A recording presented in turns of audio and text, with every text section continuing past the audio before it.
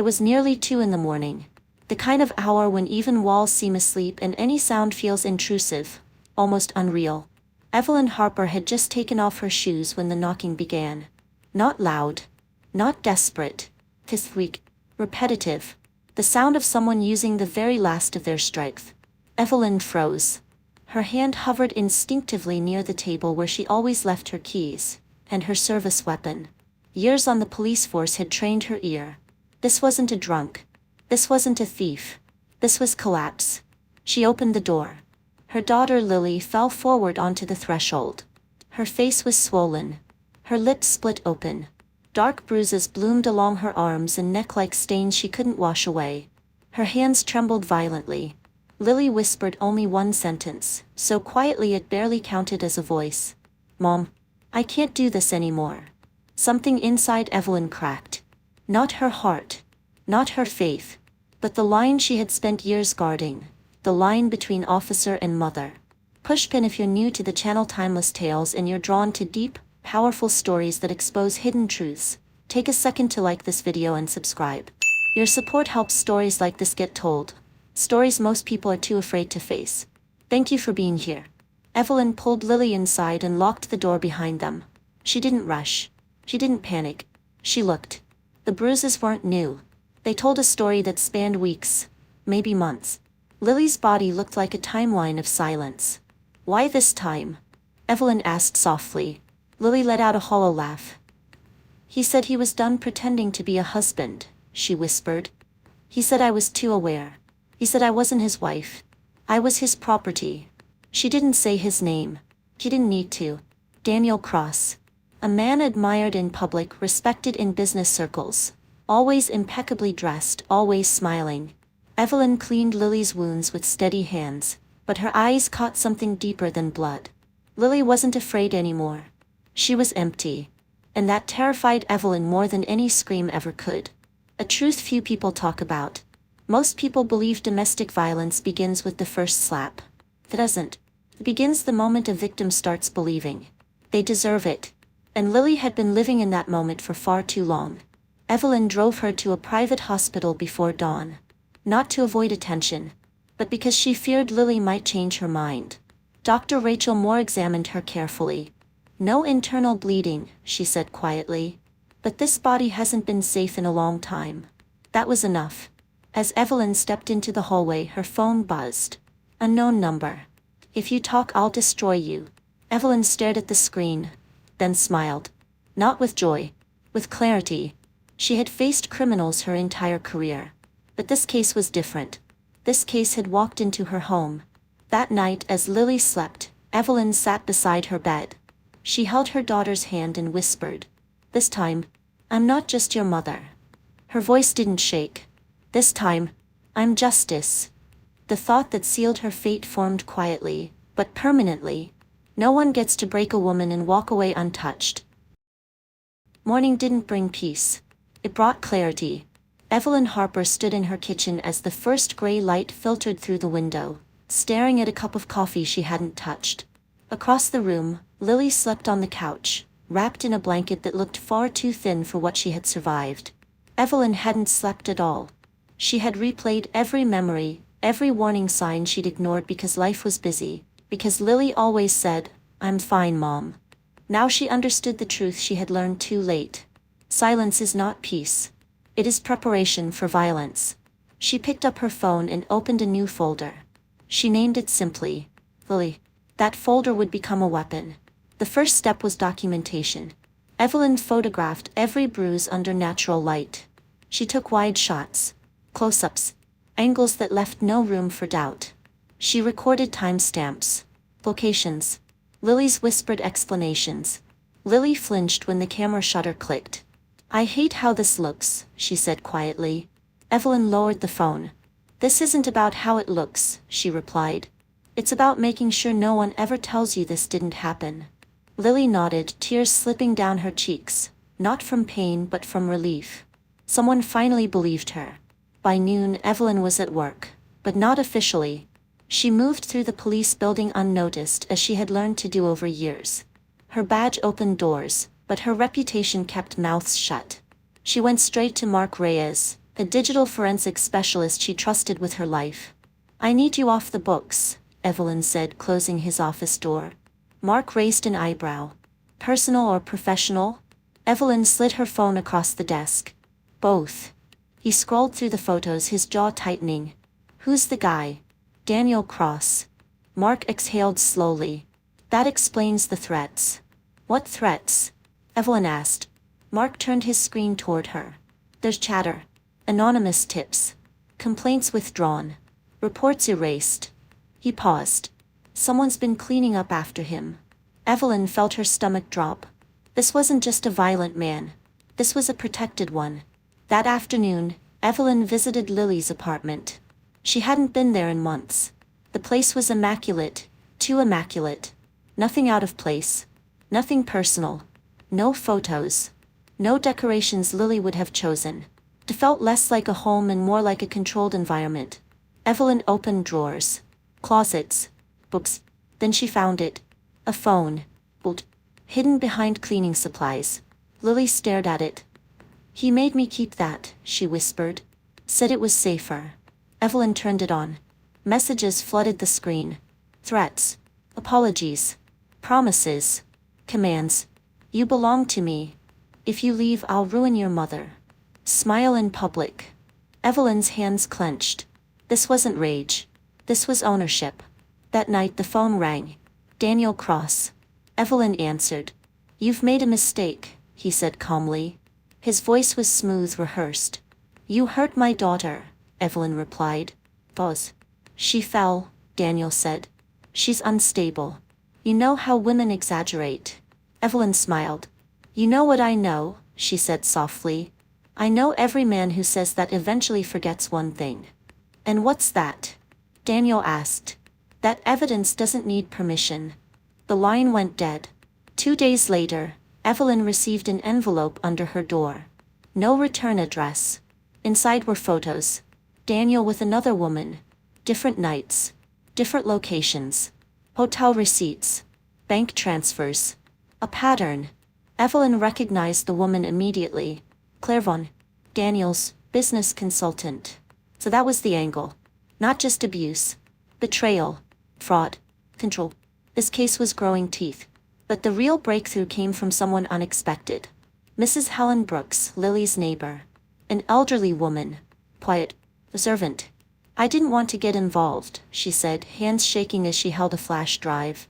But I couldn't sleep anymore. The footage showed Lily banging on Evelyn's door that night. Crying. Bleeding. Terrified. And in the background, Daniel's car. Parked across the street. Watching. Evelyn sat alone in her car afterward, staring at the steering wheel. This wasn't just about justice anymore. This was about survival. Daniel Cross hadn't lost control. He was tightening it. And Evelyn knew something else now. Something every good cop eventually learns. When abusers feel exposed, they don't retreat. They escalate. That evening Lily asked quietly, Mom, what if he doesn't stop? Evelyn looked at her daughter. Really looked at her. He won't, she said honestly. But neither will I. As Evelyn uploaded the final file to her secure drive, her phone buzzed again. Unknown number. One message. You started a war. Evelyn locked the screen and whispered to herself. You did. The first crack appeared quietly. No headlines. No breaking news alerts. Just a small article buried deep in a local online newspaper. Easy to miss, easy to dismiss. Anonymous report raises concerns over domestic incident involving influential figure. Evelyn Harper read it slowly. Then again. No names were mentioned. But every detail pointed in one direction. A woman admitted to the emergency room at night. Severe bruising. Fear. A request for protection. There was enough to change the air. Enough to make powerful people uncomfortable. By midday the police precinct felt colder. Too clean. Too careful. Conversations stopped when Evelyn walked past. Eyes slid away. Doors closed softly behind her. Commander Thomas Hale summoned her into his office. He didn't offer a seat. You're crossing lines, he said, voice low. This case is personal. You know how dangerous that is. Evelyn stood straight. Violence doesn't stop being a crime because the victim is my daughter, she said evenly. Hale exhaled slowly. Daniel Cross isn't just anyone. No, Evelyn replied. He's someone who thought he was untouchable. That afternoon, Evelyn and Lily Harper met with attorney Jonathan Miles, a man known for dismantling powerful men quietly and permanently. Jonathan studied the evidence in silence. Photographs of bruises, hospital records, voice messages filled with threats disguised as concern, a neighbor's security footage, grainy but undeniable. When he finally spoke, his voice was precise. This is not a domestic dispute, he said. This is systematic abuse, coercive control, financial manipulation, and possibly large-scale fraud. Lily's voice trembled. Does that mean he'll actually face consequences? Jonathan met her eyes. It means he can't buy silence anymore. Outside the law office, a black sedan idled across the street. Engine running. Windows dark. Evelyn noticed immediately. Daniel Cross didn't threaten loudly. He preferred reminders. I see you. Evelyn placed a protective hand on Lily's back. This is the moment men like him fear, she whispered. Lily swallowed. What moment? When the truth stops belonging to them. You're still here, still listening to this story, thank you. Stories like this are uncomfortable for a reason. They expose what many would rather ignore. Do you believe these voices deserve to be heard? Take a moment to like this video, subscribe to the channel, and stay with us. Because from this point forward, nothing remains hidden. That night, Lily received a message from an unknown number. You don't need to destroy everything. Come back. We can fix this. Her hands shook as she showed the screen to Evelyn. Evelyn read it once, then deleted it. That's not love, she said calmly. That's control pretending to be mercy. Minutes later, another message arrived. A photo. Lily's workplace. Taken earlier that day. Lily collapsed into the chair. I can't live like this, she whispered. I'm always afraid. Evelyn knelt in front of her daughter, eyes steady. You won't live like this, she said. Because this ends now. The turning point came from someone unexpected. Claire Vaughn, Daniel Cross's mistress. She called Evelyn after midnight. I know you hate me, Claire said, voice cracking. But I'm not safe either. They met in a public parking garage, neutral territory. Claire looked nothing like the elegant woman in social media photos. Her hands shook. Her confidence was gone. He lies to everyone, Claire said. He told me Lily was unstable. He said you were obsessed. Evelyn remained silent. He made me sign documents, Claire continued. Property transfers. Accounts. He said it was legal. Evelyn's expression hardened. Those signatures were forged, she said. Claire nodded, tears forming. If I testify, he'll destroy me. Evelyn leaned forward. He already tried, she said quietly. But you still get to decide how this story ends. After a long silence, Claire whispered, I'll testify. That night, Evelyn stood alone on her balcony. City lights flickered below like distant stars. She knew what would follow. Retaliation. Smear campaigns. Fear dressed as rumors. But she also knew this. Daniel Cross had lost control of the narrative. And men like him do not survive exposure. Lily stepped outside, wrapped in a sweater. Mom, she said softly. What if I'm not strong enough? Evelyn took her hand. You already survived, she said. Now we make sure the world knows why. Thunder rolled in the distance. Not a storm. A warning. Because when witnesses speak, when silence breaks, justice doesn't ask permission. It forces the door open. The courthouse woke before the city did. By the time Evelyn Harper arrived, the steps were already crowded. Reporters with cameras slung low, lawyers murmuring into phones, strangers pretending they weren't staring. The case had a number now, a courtroom, a judge. The head wait. Daniel Cross stood at the far end of the steps, tailored suit immaculate, expression rehearsed. He smiled for the cameras the way men like him always did, calm, wounded, patient. The portrait of reason. Evelyn didn't look at him. She focused on Lily. Lily's hand trembled in hers, but she didn't pull away. She stood straighter than she had in weeks. Bruises had faded from her skin, but not from her memory. She had chosen to come today, chosen to be seen. That choice mattered. Inside, the courtroom felt colder than the morning air. Judge Marianne Cole presided, sharp eyes, no patience for theatrics. The gallery filled quickly. Some faces were curious. Others were skeptical. A few were hungry. Daniel's attorney Victor Lane rose first. Smooth. Confident. "This is a tragic misunderstanding," he said. "A private marital dispute distorted by emotion and vengeance." Evelyn felt Lily's grip tighten. Victor gestured gently toward Daniel. "My client is a respected businessman. A philanthropist. A man whose reputation is being dismantled by allegations fueled by bias." Jonathan Miles stood next. He didn't rush. "Respectability," he said, "is not a defense." He began with facts. Photos appeared on the screen, bruises mapped across Lily's arms and ribs. Gasps rippled through the room. The medical report followed. Time-stamped. Verified. Then the neighbor's video. Lily bleeding, knocking at Evelyn's door at 1:04 a.m. sobbing. Victor objected.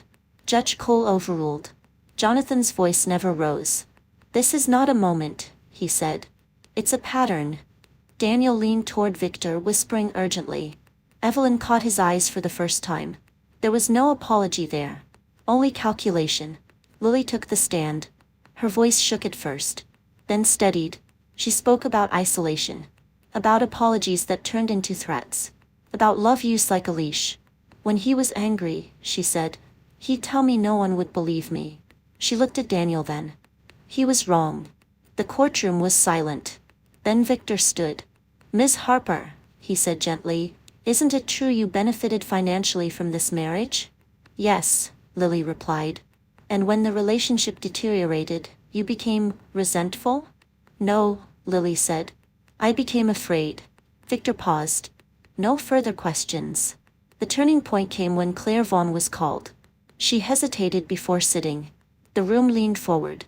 Claire's testimony was precise and devastating. She spoke of forged documents, of lies told to keep women quiet, of instructions given with smiles. Daniel's face tightened. Victor objected repeatedly. Judge Cole overruled repeatedly. When Claire finished, she looked directly at Lily. "I'm sorry," she said, "for believing him." By afternoon, the case had changed shape. This was no longer about a marriage. It was about power. Judge Cole issued a temporary protection order immediately. Daniel was ordered to surrender his passport. Financial assets were frozen pending investigation. The forged land transfer was nullified. Then came the words that landed hardest. "Mr. Cross," the judge said, "there is sufficient evidence to refer this matter for criminal prosecution." Daniel stood abruptly. "This is outrageous," he snapped. "You're destroying my life." Judge Cole didn't flinch. "No," she said. "Your actions did that." Outside, cameras surged. Questions flew. Evelyn shielded Lily with her body as they moved through the crowd. Lily's breath came fast, but she was smiling. Just a little. "I did it," she whispered. Evelyn squeezed her hand. "You told the truth," she said. "That's what did it." That night the city felt different. Not safer, but clearer. Evelyn sat at her kitchen table, files stacked neatly now. The chaos had order. The fear had a direction. Lily made tea. Her hands didn't shake this time. "Mom," she said, sitting across from her. "What happens next?" Evelyn considered the question. "Next," she said, "is where healing starts." Across town, Daniel Cross stared at his phone as messages went unanswered. Accounts locked. Allies silent. The story had escaped him. For the first time he was alone. And he knew. This was only the beginning. "Before we move forward, pause here with me. What would you have done in Lily's place? Stayed silent? Or spoken anyway, knowing the cost? Leave your thoughts in the comments. Your voice matters more than you think. Because in the next chapter, we'll see what justice looks like after the verdict. And what it takes to rebuild a life when the truth finally wins. The days after the hearing moved strangely, too fast and too slow at the same time. For Lily, silence returned in fragments. No slammed doors. No buzzing phone at midnight. No footsteps pacing outside the bedroom. But peace did not arrive all at once. It crept in cautiously, like something that had learned not to trust. The protection order changed the surface of things. Daniel Cross could not come near her, could not call, could not send messages through intermediaries. Yet his absence felt loud. Trauma has a way of echoing even after the source is gone. Lily woke at night, heart racing, convinced she had heard his voice. She flinched when strangers raised their hands too quickly. She apologized for things that didn't require apology. Evelyn noticed everything. She did not push. She did not rush. She stayed. The first therapy session was the hardest. Dr. Maura Klein had kind eyes and a voice that never hurried. She didn't ask Lily to relive the violence. Not yet. Instead, she asked a simple question. When did you stop trusting your own instincts? Lily opened her mouth, then closed it. Tears came instead, because she knew the answer. Across the city, Daniel's world collapsed quietly. Not with handcuffs or headlines, yet, but with something worse for a man like him. Distance. Business partners delayed meetings. Donors withdrew support. Friends stopped returning calls. The investigation expanded. Fraud, forgery, financial coercion. What had begun as a domestic violence case now carried the weight of systemic abuse, of power misused over years. Daniel hired new lawyers. The newer ones. None could restore what he had lost. Control. Evelyn returned to work under a microscope. Some colleagues admired her courage. Others resented the attention. A few whispered that she had gone too far. Commander Hale called her in again. You understand, he said carefully. This case will follow you. Evelyn met his gaze. So will the truth, she replied. Hale nodded once. That was all. One afternoon, Lily stood in front of a mirror and didn't hate what she saw. The woman staring back looked tired but solid. Though, still here. She applied for a job that day. Not because she needed the money, but because she needed proof. Proof that her life was hers again. Claire Vaughn disappeared from the social scene. She entered witness protection quietly, testimony sealed for the criminal phase. Her cooperation had come at a cost. Reputation, comfort, illusion. But it had also given her something new. Accountability. For the first time she had chosen truth over convenience. The criminal trial loomed in the distance, unavoidable. Jonathan Miles prepared relentlessly. He built timelines, connected patterns, turned years of manipulation into something undeniable. This won't be fast, he warned Lily one evening. And it won't be gentle. Lily nodded. I know, she said. But I'm not afraid of him anymore. That was how Evelyn knew something fundamental had shifted. On a quiet Sunday morning, Lily and Evelyn walked through the park. Children laughed. Dogs pulled at leashes. Life continued, indifferent and beautiful. I used to think strength meant enduring, Lily said softly. Staying. Surviving. Evelyn listened. Now I think strength is choosing to leave, Lily continued. And telling the truth, even when it ruins someone else's story. Evelyn stopped walking. She looked at her daughter with something close to awe. You didn't ruin anything, she said. You exposed it.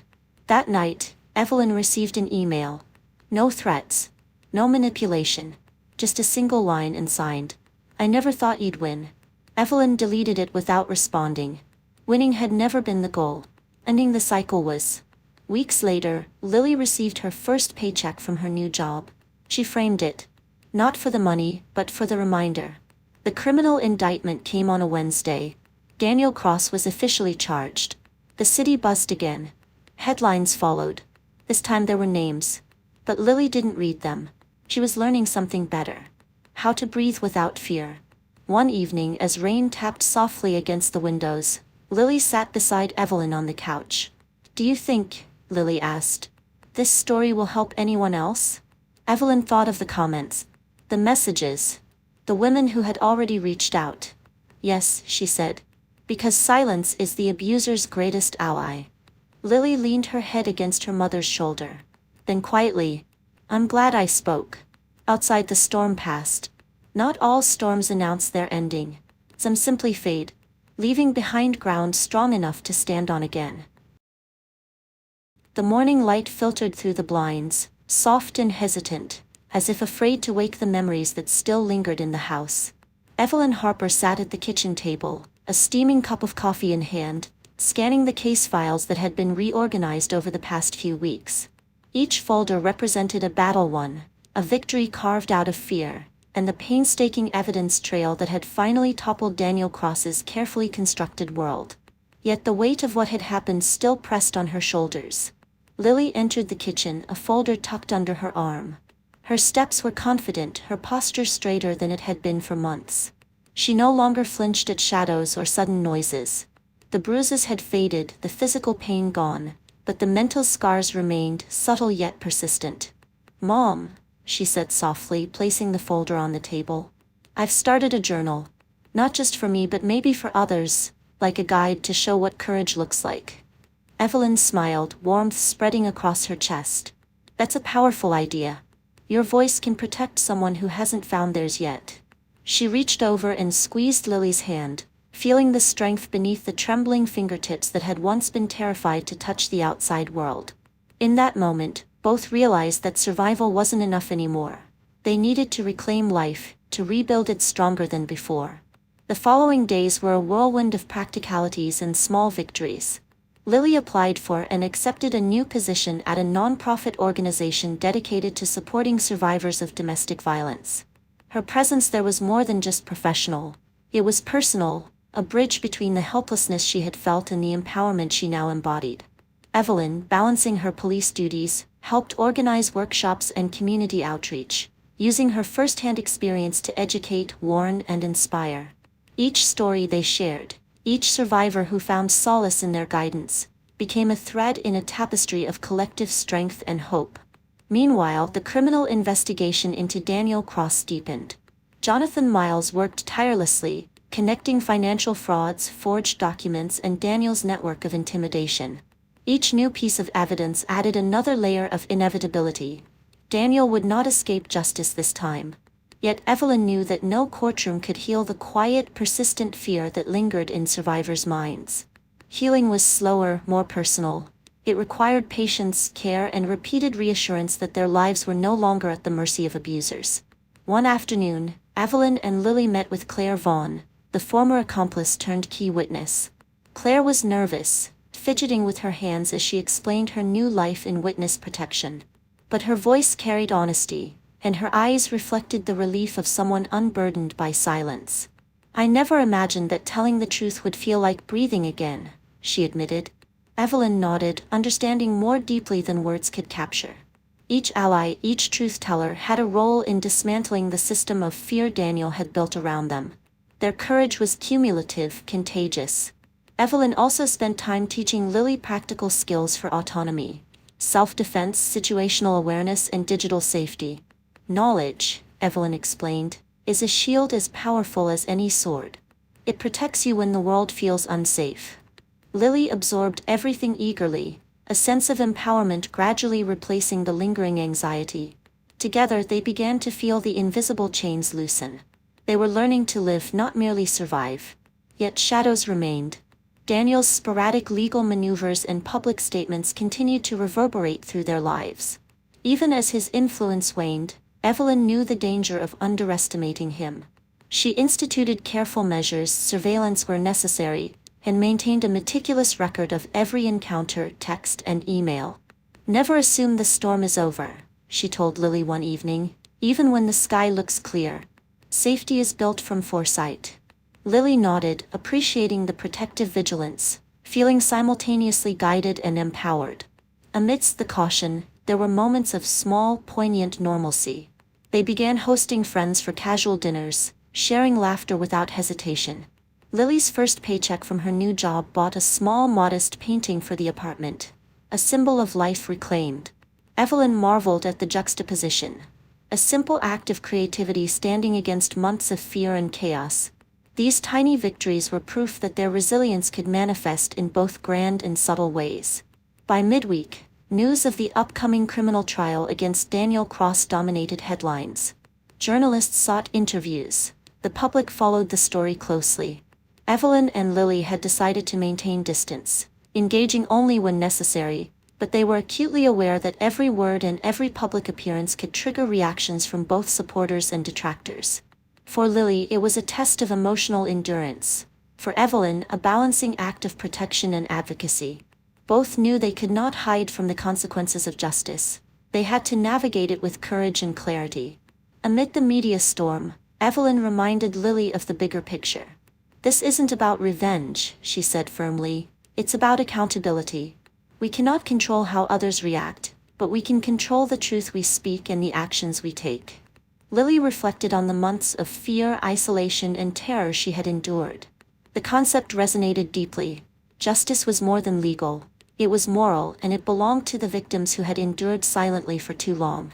Evenings were spent quietly, reviewing strategies with Jonathan, discussing therapy sessions, or simply breathing in the calm that had been rare in their lives. And then occasionally, Evelyn would ask Lily to write in her journal. Small reflections, memories, thoughts on courage and fear. Those words became a testament to growth, a record that would someday inspire others. Lily's entries evolved from fragmented sentences into coherent reflections, each one a reminder that life after trauma was possible, that survival could transform into resilience, and that speaking truth, even against great power, was a revolutionary act in itself. The chapter closed on a note of quiet determination. Lily Harper had reclaimed a portion of her autonomy. Evelyn Harper had fortified the boundaries of her life and her daughter's. Justice was still in motion, trials were pending, and danger had not vanished entirely. But for the first time in months they felt grounded in a reality they could shape. A reality where fear did not dictate their every choice. And somewhere in that calm a thought crystallized. Truth was no longer an abstract concept. It was their weapon, their shield, and their legacy. Before moving to the next chapter, take a moment. Think about your own battles. How have you reclaimed control after fear? Share your thoughts and reflections in the comments below. Your voice matters. The city seemed to breathe differently now. Streets were alive with chatter, cafes hummed with the laughter of patrons, and children ran freely in the parks. Yet beneath the ordinary rhythm of daily life, Evelyn Harper sensed a tension, subtle but persistent, like the wind carrying the scent of an approaching storm. The months of court victories and legal maneuvers had brought temporary relief, but the shadow of Daniel Cross's influence was far from erased. Lily had begun to settle into a routine at the nonprofit, gaining confidence and autonomy. Each day she helped survivors navigate their own stories, witnessing courage unfold in countless forms. But the memories of abuse, both hers and the collective stories she encountered, lingered. She had learned to carry them without letting them crush her, turning fear into vigilance, despair into determination. Evelyn observed her daughter one evening, cataloging the subtle ways she had grown. Lily no longer flinched at loud noises, no longer hesitated before speaking her mind. "You've come so far," Evelyn whispered, brushing a loose strand of hair from Lily's face. "I'm proud of you." Lily smiled faintly, a quiet acknowledgement passing between them. It was in these small, unspoken moments that the depth of healing became apparent, the proof that survival was transforming into genuine resilience. Meanwhile, the legal preparations for Daniel Cross's criminal trial reached fever pitch. Jonathan Miles coordinated evidence, timelines, and witness testimonies, each piece meticulously assembled to ensure the abuser could not evade justice again. Evelyn and Lily attended strategic sessions, reinforcing their understanding of how powerful documentation and precise preparation could be. Their lives had become a careful choreography, balancing normalcy with readiness, safety with advocacy. But a new challenge emerged: media scrutiny. News outlets were relentless, sensationalizing the narrative. Headlines focused on fear and betrayal, overlooking courage and recovery. Evelyn faced the delicate task of guiding Lily through public attention while maintaining their emotional boundaries. "The world will see only what it wants to see," Evelyn reminded her daughter. "But we know the truth, and that's what matters." Lily nodded, understanding that their fight was not just against one man, but against a system that often overlooked victims. In the evenings, Lily began writing again, filling her journal with reflections and strategies for other survivors. Each entry was deliberate: instructions on safety, affirmations of self-worth, and reminders that speaking out was not shameful. She also began recording personal reflections that could one day serve as educational tools or even testimonials for therapy groups. The act of writing gave her power over her story, allowing her to reshape the narrative from victimhood to advocacy. Evelyn, for her part, worked on building community connections, collaborating with local organizations to create workshops on domestic violence awareness, legal rights, and psychological support. She became a mentor, guiding others through complex processes and showing them that courage was both teachable and contagious. The duo's influence expanded beyond their immediate circle, creating ripples of hope in a city that had once seemed indifferent. Yet the storm had not passed. Daniel Cross remained at large, his legal team attempting maneuvers to delay proceedings, to sow confusion, to intimidate witnesses. Evelyn and Jonathan anticipated these moves, creating contingencies for every possible disruption. Each day required vigilance, patience, and calm resolve. It was exhausting work but necessary. They understood that the cost of complacency could be devastating. One quiet evening, as rain softly tapped against the window panes, Evelyn reflected on the journey so far. They had fought, endured, and rebuilt parts of their lives. The legal system, though imperfect, had begun to bend toward justice. And yet, both mother and daughter knew the coming trial would be the ultimate test, a final confrontation with the man who had once sought to dominate and destroy. Lily approached her mother, journal in hand. "Mom," she said softly, "I think I'm ready. Whatever comes next, I know I can face it." Evelyn hugged her, holding her tightly, feeling the weight of months of fear finally lifting. "Yes, my brave girl," she whispered. "We'll face it together." The chapter closed with a sense of anticipation, a mix of hope and tension. Justice was near, but the path to resolution was fraught with uncertainty. The calm they felt was temporary, a quiet pause before the decisive storm. Yet in that stillness, both Evelyn and Lily realized they had transformed, not merely as survivors but as warriors of truth, prepared for whatever lay ahead. That if you've read this far, thank you for being part of this journey. Your support matters. Yellow Heart. Please like, subscribe, and stay with us for the upcoming chapters. Your presence fuels this story.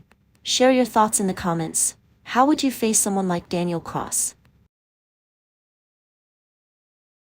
The courthouse loomed over the city like a silent sentinel, its stone facade bathed in the golden morning sun. Flags fluttered lazily in the wind, a stark contrast to the tension humming through the crowd of journalists, lawyers, and spectators who had gathered to witness the trial of Daniel Cross. For Evelyn, Harper, and Lily, every step toward the entrance felt heavy with anticipation, the weight of months of fear, preparation, and endurance pressing on their hearts. Inside the courtroom, the atmosphere was thick with expectancy.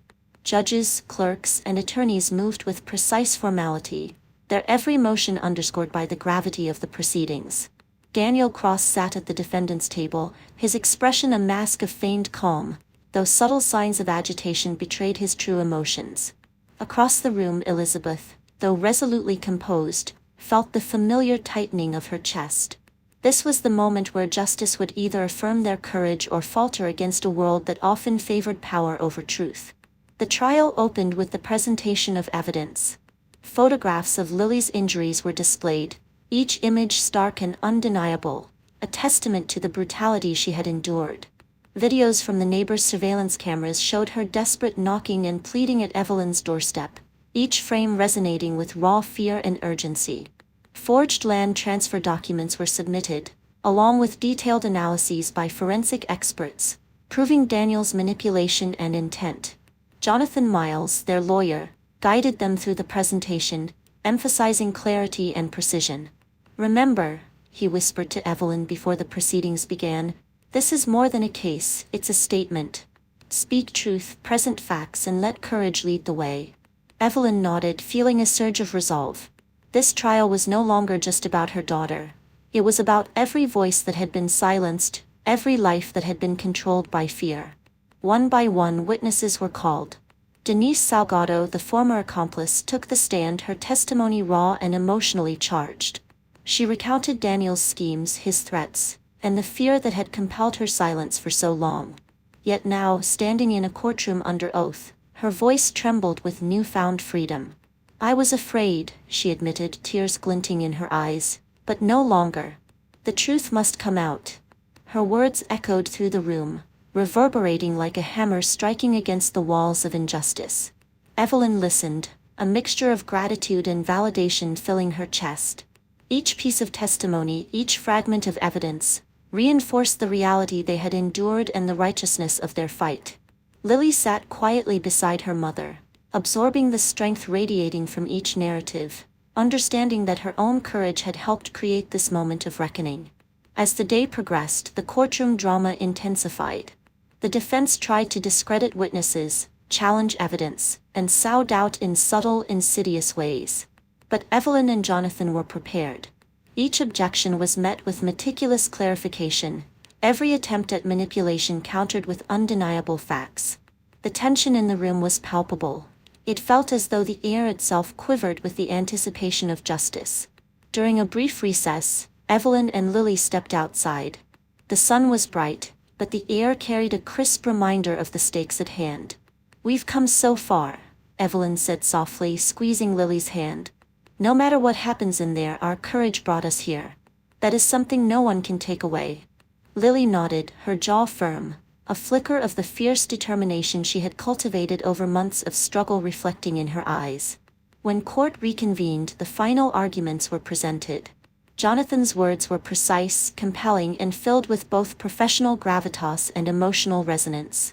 He detailed the systematic abuse, the fear, the evidence, and the undeniable acts of fraud and intimidation. Daniel's defense wavered under the weight of truth, his carefully constructed facade beginning to crumble. Evelyn felt a surge of vindication, a tangible sense of the scales of justice beginning to tilt. The judge called for deliberation. The courtroom emptied slowly, leaving Evelyn and Lily in quiet reflection. The months of preparation, fear, and resilience had led to this suspended moment. Outside, the world continued its rhythm, unaware of the lives being rewritten within the walls of that solemn room. Hours later, the judge returned with the verdict. The words rang clear, final, and unwavering. Daniel Cross is guilty on all counts. A wave of relief and triumph washed over Evelyn and Lily. Tears streamed down their faces, a mixture of grief, release, and unrestrained joy. Justice had not only been sought, it had been served. Daniel was sentenced, his network dismantled, and the legal protections around Lily reinforced, ensuring that her life could now proceed free from fear. In the aftermath, life began to settle into a new rhythm. Lily continued her work at the nonprofit, now with a deeper sense of purpose and authority. Evelyn returned to her police duties, using her experience to mentor colleagues and guide survivors. Together, they hosted workshops, shared their story, and empowered others to confront abuse and claim their voices. The journey had been harrowing, yet it had forged them into advocates, warriors, and symbols of resilience. Evenings were now filled with quiet reflection, small joys, and deliberate moments of healing. Lily documented her journey, ensuring that every lesson, every insight, and every act of courage was recorded for posterity. Evelyn watched her daughter thrive, knowing that their bond had been tempered in fire and now shone brighter than ever. Closing reflection. The story of Evelyn and Lily Harper is a testament to courage, resilience, and the pursuit of justice against overwhelming odds. It demonstrates that truth, when paired with determination, can overcome fear, manipulation, and betrayal. And while scars may remain, the power of advocacy, community support, and relentless courage ensures that hope endures. If you followed this story to the end, thank you from the bottom of my heart for your support. Yellow Heart. Please like, subscribe, and share this story to help raise awareness about domestic abuse and empower survivors. Comment below with your thoughts. How would you confront injustice in your own life? Your voice can inspire change.